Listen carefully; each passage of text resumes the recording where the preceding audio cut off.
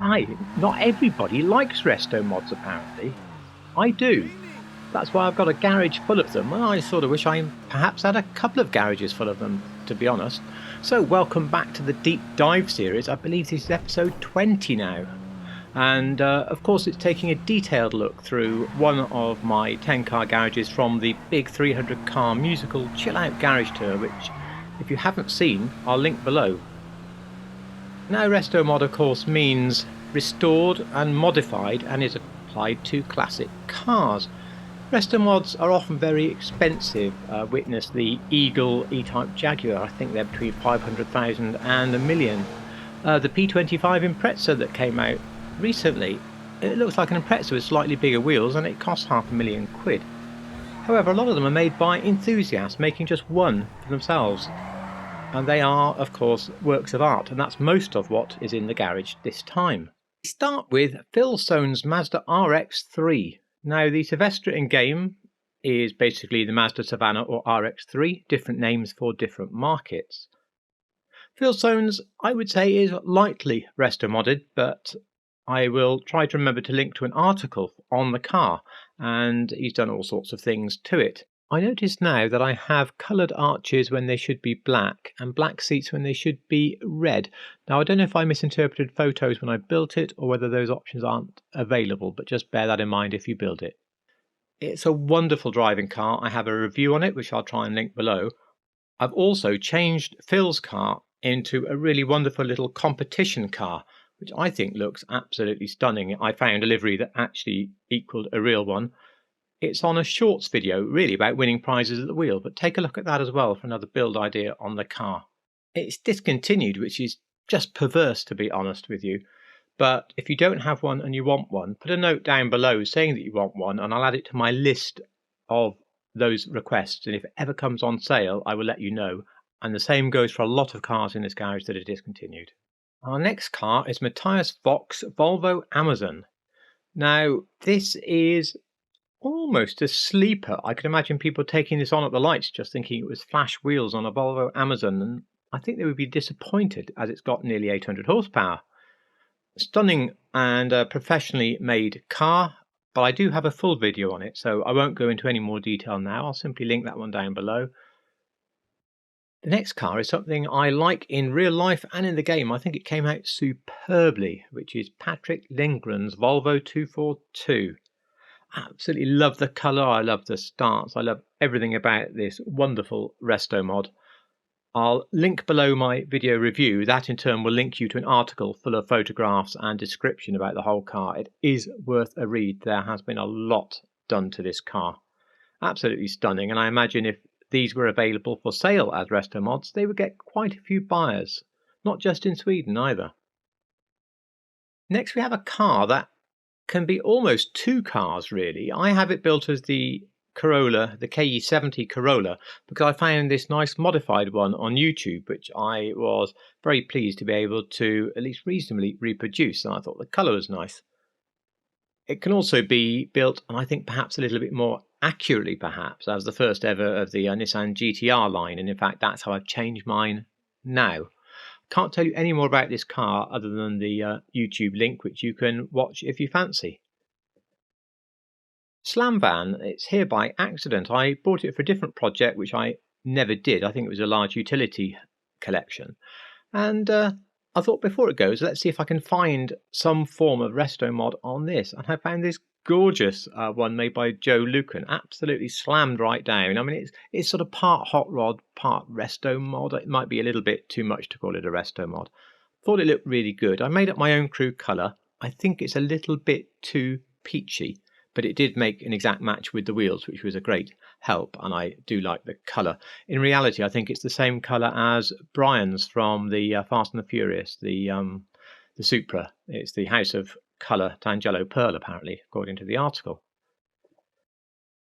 Anyway, again, I have a little video on this one, so I think the build is on there and a few other things, so by all means go ahead and watch that.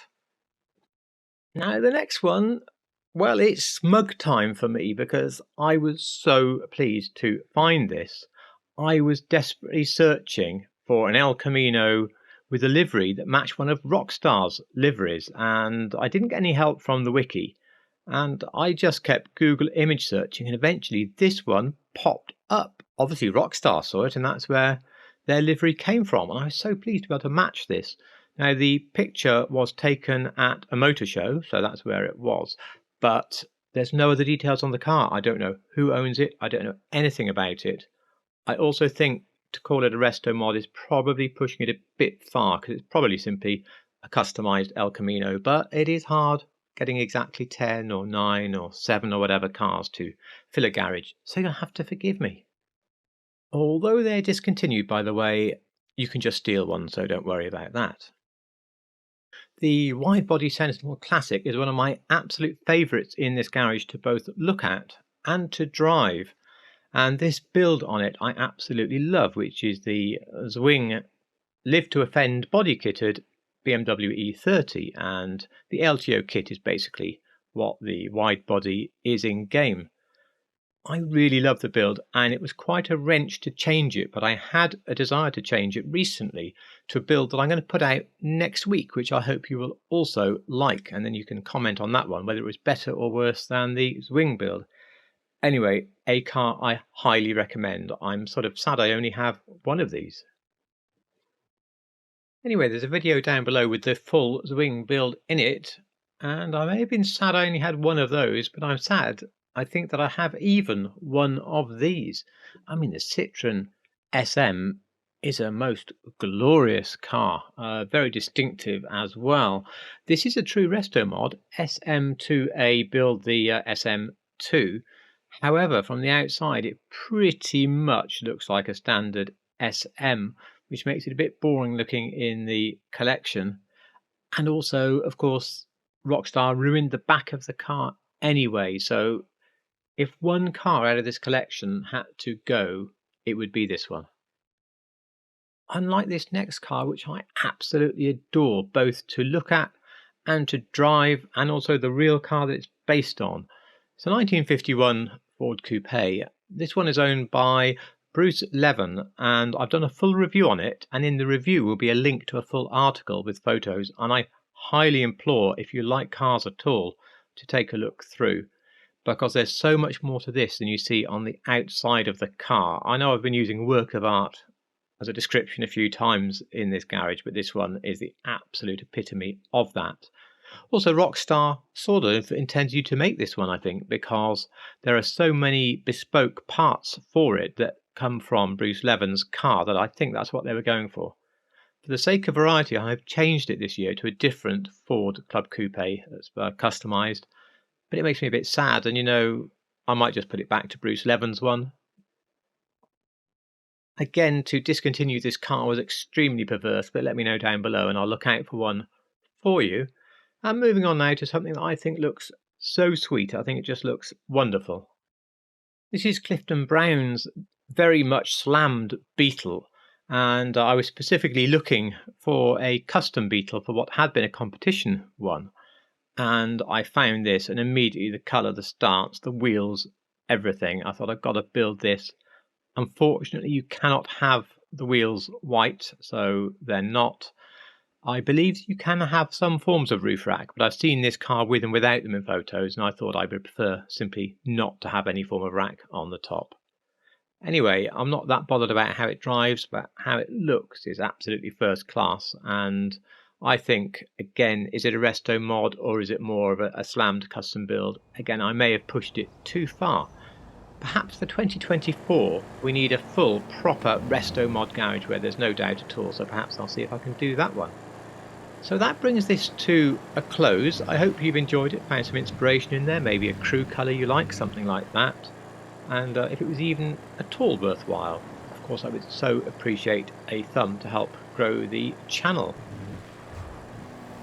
Now next week I'm hoping you can join me again, and this will be for the Mansory collection, and it's a relatively tasteless collection, of course, because Mansory do some terrible things to cars.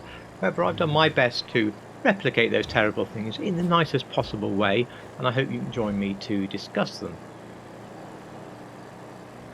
That's all for now, and thank you so much for watching.